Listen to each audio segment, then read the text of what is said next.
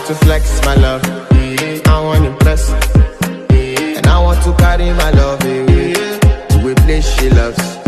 I'm a man, I want to impress, and I want to carry my love away to a place she loves.